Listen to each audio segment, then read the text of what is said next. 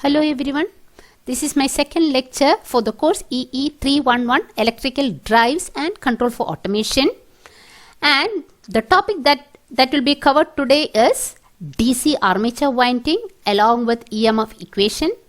Myself Jayashree R. Nair, and I belong to a Department of Electrical and Electronics Engineering of Rajagiri School of Engineering and Technology. Now the topics that will be covered in this lecture, you will be seeing different types of armature winding relevant to DC machine. You are having the lap winding as well as the wave winding. Now after that we will be seeing the applications in general for DC generators, ratings or specification mentioned in the nameplate, details of DC machine, and finally you will see the EMF equation. So in this slide you can see the developed diagram of a 4-pole 20-slot double layer lap winding. And you very well know that for any machine to operate as generator you need a magnetic system, and the magnetic system is always, the number of poles will always be even in number and they form a heterogeneous field system. What do you mean by that? Adjacent to North Pole you can see South Pole. So this one shows a 4-pole machine, and you need system of conductors, and the system of conductors are accommodated on slots, and this being a double layer winding, that means on each slot you can see 2 conductors. Double layer means you are having a top conductor as well as a bottom conductor. Top conductors are drawn with firm lines and the bottom conductors are generally drawn with dotted lines. So this particular machine has got 20 slots. So 2 conductors per slot means you are having 40 conductors, and the winding is of lap winding. So 20 slot double layer lap winding. You can see the direction of current passing through the coil, and each conductor or each coil is terminated to commutator segments. So 1 to 20 stands for the commutator segments, and you can see the brushes resting on the commutator segments. Being a 4-pole machine, you can find 4 brushes, and the positive brushes are tied together, and the negative brushes are tied together. Finally, you will be having 2 terminals, 1 positive terminal and 1 negative terminal. We will be seeing the details later on. Now in the second slide you can see it's again a developed diagram, but this is for the wave winding. Again a 4-pole, but here you are having 21 slots, again double layer wave winding. What do you mean by wave winding? We will see subsequent slides. So here 4 poles you can see, heterogeneous field system, double layer winding. This is 1 slot. So totally there are 21 slots, so 42 conductors. Top conductor drawn with firm line and bottom conductor drawn with dotted lines. So this is the complete developed diagram for a wave winding. We will see the details. Now each coil, similar to the previous one, each coil is terminated to commutator segments. The number of commutator segments will be equal to the number of coils. So here you are having 21 coils or 21 slots. So 21 commutator segments, and number of brushes generally equal to the number of poles. So 2 positive brushes and 2 negative brushes, positive and positive tied together, and the negative and negative tied together. So finally you will be having 1 positive brush and 1 negative brush. Now we will go into the details. Now what do you mean by DC armature winding? Now it is generally an arrangement of conductors to develop the desired EMF by relative motion in a heteropolar magnetic field. So in order to generate an EMF, you need a magnetic system, you need a system of conductors, and there should be relative movement between the magnetic system as well as the system of conductors. So armature winding is an arrangement of conductors. What's the very purpose? To develop a desired EMF by relative motion in a heteropolar magnetic field. Now the conductors may be connected in, we'll see it later on, it is either connected in series or parallel combination depending upon the current or voltage requirement. Now requirements to be met are, there should be efficient utilization of the winding material and should provide not alone electrical but you require also mechanical as well as thermal strength. So these are the essential requirements for a DC armature winding. Now we'll go into the minor details. So this can be considered as a single turn coil. So any single turn coil will have two conductors. AB is a conductor, DC is a conductor, and these two conductors are connected at the back using a back end connector, and at the front end you are having another. Okay, so this can be considered as a single turn coil. So this is my back end connection and this is my front end connection, and the windings are arranged in such a way that if one conductor is under the influence of the north pole, the second conductor of the same coil will be under the influence of the south pole. What's the very purpose? So that EMF induced in this conductor as well as this conductor, they are additive. Suppose 2 volt is induced over here. If this is the arrangement, here also you will be having 2 volts. So totally you will be having 4 volts across these two terminals. So this is a conductor, AB is a conductor. Conductor is otherwise known as coil side. So AB is a coil side, CD is also a coil side, and this totally forms a coil, single turn coil. And you can even have a 4 turn coil. That's quite obvious over here. Now this is an arrangement.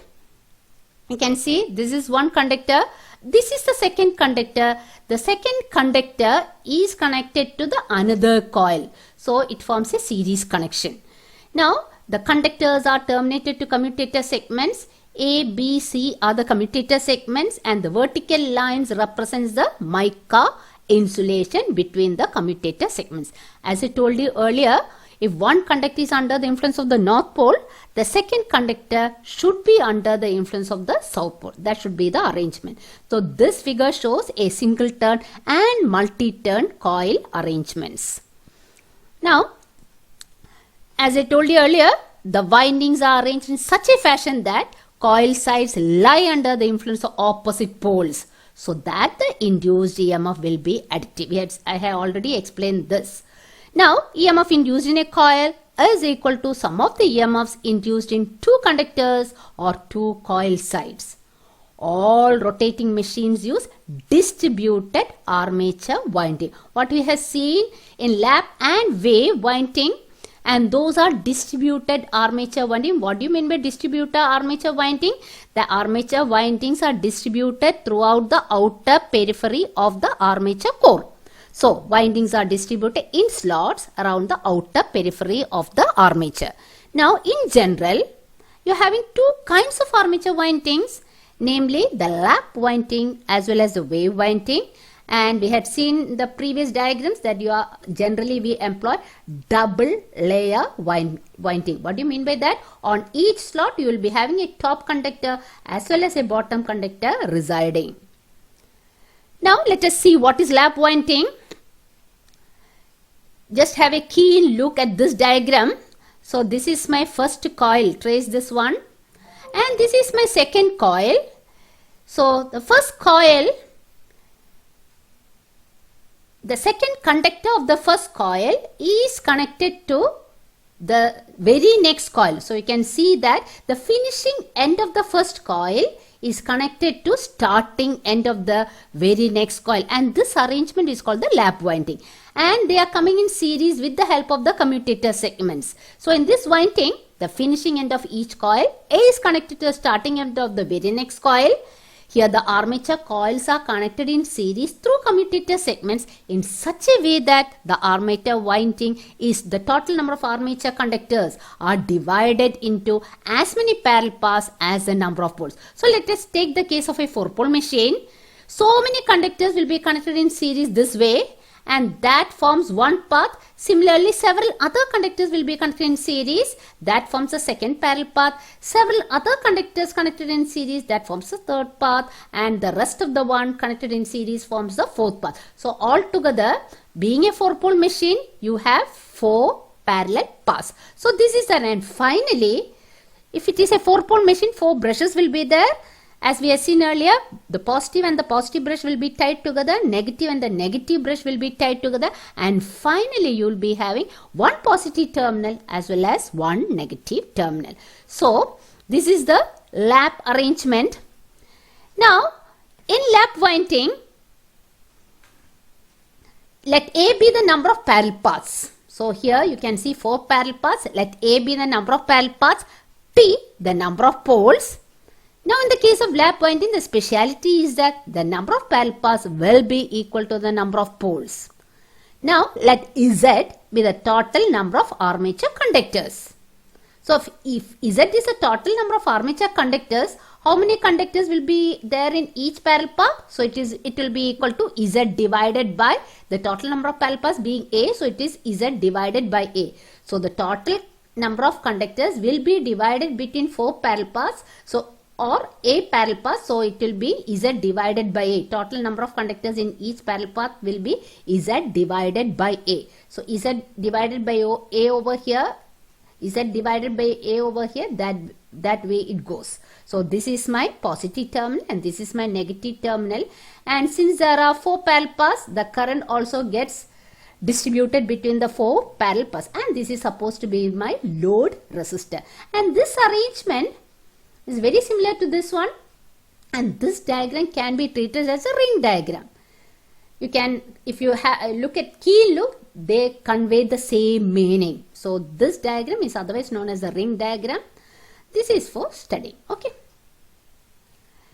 Now let us see the next kind of winding, which is called the wave winding. Why it is called wave winding? Because it progresses like a wave. Now you can see the diagram over here.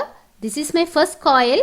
The finishing end of the first coil is connected to starting end of another coil, and this coil is far away from the first coil, and this arrangement follows a wave. So this winding is known as a wave winding. Here the armature coils are connected in series, and they are getting connected in series with the help of the commutators. So these are the commutator segments. So here the coils are connected in series through commutator segments in such a way that the armature winding is divided into 2 parallel paths irrespective of the number of poles. So that's a speciality with wave winding. In the lap winding, we had seen that the number of parallel paths will be equal to number of poles. Now in wave winding, irrespective of the number of poles, the number of parallel paths remains the same. So let A be the number of parallel paths, let Z be the total number of conductors. So how many conductors in each path? Z divided by A, and in this case A is equal to 2. So otherwise this can otherwise be written as Z divided by 2. So Z divided by A over here, or Z divided by 2, same way over here in the second branch. Z divided by A or Z divided by 2 conductors. Now the current also gets divided into 2. So, and one is the positive brush and next is the negative brush, and this is my load resistor. So this is the wave winding arrangement. This one follows like a wave. Okay, the arrangement. So we have seen, let A be the number of parallel paths, P be the number of poles. In this wave winding, irrespective of the number of poles and number of parallel paths, A will be equal to 2. And this already I have explained. Now wave winding is more apt for high voltage and low current applications. Now let us see the EMF equation. Now you are having some idea regarding the parallel paths, and in the case of lap winding, this is one parallel path. So A equal to P, and what's the specialty of parallel connection? The voltage across these 2 terminals will be one and the same. So the wave winding, irrespective of the number of poles, the number of parallel paths will be equal to 2, and being the parallel connection, the voltage across this one and voltage across this one will be one and the same. So let us designate EG as the generated EMF in any parallel path. Let Z be the total number of armature conductors. Now, how can you compute total number of armature conductors? If number of slots and number of conductors per slot is given, you just multiply the number of slots into number of conductors per slot. That will give you the total number of armature conductors. Need not be double layer always. It can be even be 6 layers. Now, let N be the speed of rotation of the armature and RPM. What is RPM? Revolutions per minute. Now, phi is the flux per pole, and the unit for flux is Weber. Now P be the number of poles and A be the number of parallel paths. And you are quite familiar with Faraday's laws of electromagnetic induction. The second law states that induced EMF is proportional to rate of change of flux linkages. So E is equal to N d phi by dt. I am not considering the negative sign as per Lenz's law. I am considering only the magnitude. So mathematically induced EMF can be represented as E is equal to N d phi by dt. I am considering one conductor, so N can be treated as 1. So average EMF generated in each conductor can be written as E is equal to d phi by dt. Now already I told you phi is the flux per pole in Weber. So flux cut by each conductor in one revolution can be treated as d phi is equal to phi into P. Why phi into P? Because since the conductor cuts the flux produced by all the poles. Now the number of revolutions of the armature per second, it is 60 divided by N. Time taken to complete one revolution of the armature, I am interested in getting dt. So dt is equal to 1 divided by n divided by 60. So 60 goes up. It is equal to 60 divided by n. And the unit is seconds. Now substitute for d phi and substitute for dt as the EMF generated per conductor can be obtained as d phi is p phi and dt is 60 by n. So n phi divided by 60 into p. So this is the EMF generated per conductor. But how many conductors are there in each parallel path? If I generalize the same, whether it is lap winding or wave winding, I can consider the number of conductors per path as Z divided by A. So generalizing, you can get the generated EMF per path as, so this much into Z divided by A. So P n phi by 60 into Z divided by A. That stands as the EMF generated per path. Now I have rewritten in another fashion Zn phi by 60 into P divided by A. Why P divided by A is put in a bracket? Because we are having some relationship between P and A for lap winding as well as the wave winding. Now for a machine, generally the conductors, total number of armature conductors, the number of poles and number of parallel paths are fixed at the time of construction. So Z, P and A can be treated as constant. So otherwise you can write Eg as Eg is directly proportional to N into phi. Now N is the speed of the prime mover. If that is held constant, we can say that Eg, the generated EMF per path, is directly proportional to phi. Now this equation has been modified for the lap winding and this equation has been modified for the wave winding. What's the specialty? In lap winding you are having A is equal to P. So this and this get cancelled. So Eg can be written as Zn phi divided by 60 volt. Now this gets modified for wave as substitute A is equal to 2. So Zn phi by 60 into P divided by 2. This can otherwise be written as Zn phi P divided by 120 volts.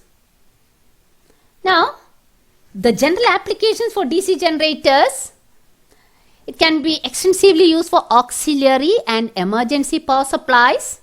It can be used for battery charging, can be used for electrolytic and electroplating process, and it can be used for arc welding process. Now, any machine will have a nameplate details. What can you understand by looking at the nameplate details? The ratings of generators are generally given in terms of power output, how much power it can deliver, and with what voltage, and the maximum current the machine can supply as well as the speed. So let us have a look into the machine details of one of the typical machines we have in our lab. Its output capacity is 3.5 kW, K stands for kilo. So it is 3.5 kW is otherwise 3500 watts. And voltage is 220 volts and the current is 19 amps. Speed is 1500 RPM and the type of machine is DC shunt. What is DC shunt? We'll see in the subsequent lecture.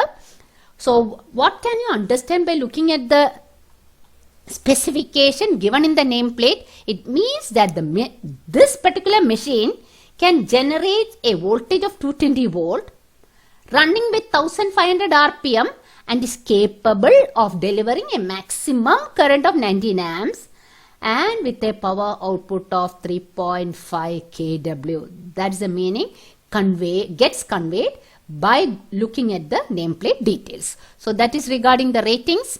Now looking into the reference books, Electrical Machines by D.P. Kothari and I.G. Nagrath, Electrical Machinery by Dr. P.S. Bimbra, Principles of Electrical Machines by V.K. Mehta and Rohit Mehta, a textbook of electrical technology by B.L. Tereja and A.K. Tereja, and also you can view these two videos, NPTEL videos, Electrical Machines, Module 6 and 7, lectures by Professor G. Bhuvaneshwari of IIT Delhi, and the next one, Electrical Machines 1, week 7 and 8 lectures by Professor Tapas Kumar Bhattacharya of IIT Kharagpur. That's all regarding lecture 2. Thank you.